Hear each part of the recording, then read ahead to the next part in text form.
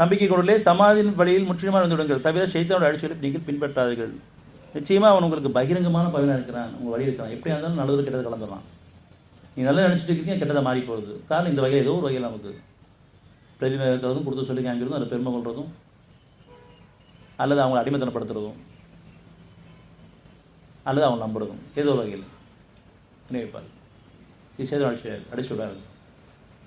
அதுக்கு மேலே 209 தெளிவான அத்தாட்சிகள் உங்களிடம் வந்த பின்னரும் நீங்கள் சருகி விடுவீர்களானால் நிச்சயமாக அல்லாஹ் வலிமை மிக்கவன், பேரறிவாளன் என்பதை அறிந்து கொள்ளுங்கள். தெளிவான அத்தாட்சி கொடுக்கப்பட்டிருக்கு, நன்மை தீமை பிரித்து அறிவிக்கப்பட்டிருக்கு. அது மனசு கண்டிப்பாக ஏற்றுக்கவும் செய்யுது. ஆமாம், இது நன்மை தீமைன்னு சொல்லி. பெருமை நல்ல குணமா கெட்ட குணமான்னு கேட்டால் கண்டிப்பாக தெரியும், கெட்ட குணம் தான். பொறுமை நல்ல குணமா கெட்ட குணமானா கண்டிப்பாக பொறுமை நல்ல குணம். தெளிவு பிரித்து அறிவிக்கப்படாது.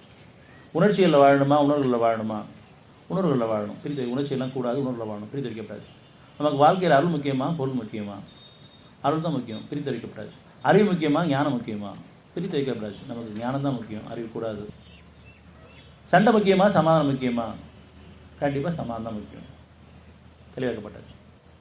பணம் முக்கியமா மனம் முக்கியமா? மனம் தான் முக்கியம், தெளிவாக்கப்பட்டது. ஆனால் அந்த இடத்துல வாழ்கிறோமாங்கிறது தான் இப்போ தெளிவான அத்தாட்சிகள். தெளிவான அத்தாட்சிகள் வந்த பின்னரும் நீங்கள் சரிவிடுவீர்களானால் நிச்சயமாக அல்லாஹ் வலிமை மிக்கவன், பேரறிவான் என்பதை அறிந்து கொள்ளுங்கள். இப்போ பிரித்தறிக்கப்பட்டதுக்கப்புறம் அதை ஏற்றுக்கிட்டதுக்கப்புறம் அது வாழ்க்கையாக மாறுமே என்று கேட்கும். சமாதானத்தை விரும்பிகிட்டே இருக்கும், அது அதே கேட்டே இருக்கும். அப்போ தான் நம்ம பிள்ளைங்களுக்கும் நம்ம ஒரு முன்னுதான் வாழ முடியும்.